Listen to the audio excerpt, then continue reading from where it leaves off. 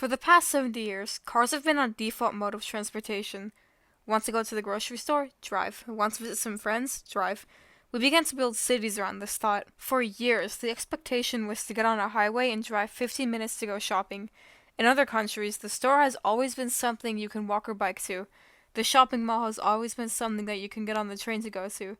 The issue isn't that we choose not to use public transportation, it's that our suburbs and city aren't built for it, and because of that, many people have decided taking public transportation is out of the question entirely. So, how can we improve this? How can we make public transportation efficient, useful, and convenient in Los Angeles? Well, the first reason as to why people do not use public transportation is simply because they have had experiences on vehicles that delayed them to get somewhere.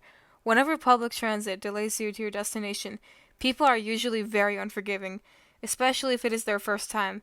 There are many different types of delays, from traffic to heavy usage to maintenance issues. When bad weather such as rain or snow occurs, it can affect transit systems. Tracks become unusable until they are plowed from snow. Rain can cause power issues and flooding. Another reason why people drive is the fact that many people enjoy having privacy and want to have the ability to stop wherever they want. The bad thing about public transportation is that it only stops at a few spots. On the other hand, when you're in a car, you can practically go anywhere you want. Also, in a car, you have much more privacy than in a big vehicle holding many people. Another issue is that it can take 15 minutes for the train to arrive. People would much rather just get going rather than waiting for the train to begin.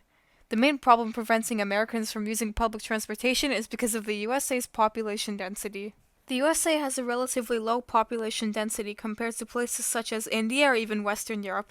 Since public transportation requires a pretty large population density, it doesn't work out that well in the US. A second reason is that our cultural beliefs and identity are different from different places. Americans strive for dreams like big houses, lots of monies, and big trucks. This causes people to fall into the idea that there's no need for public transportation, as their goals are typically big cars or trucks. However, the benefits of the environment and a less stressful commute far outweigh the negatives. So, how can we fix this? It can all start with you. If you take public transportation yourself, then you will show your local government that you care about our public transportation and that there is a demand to use it.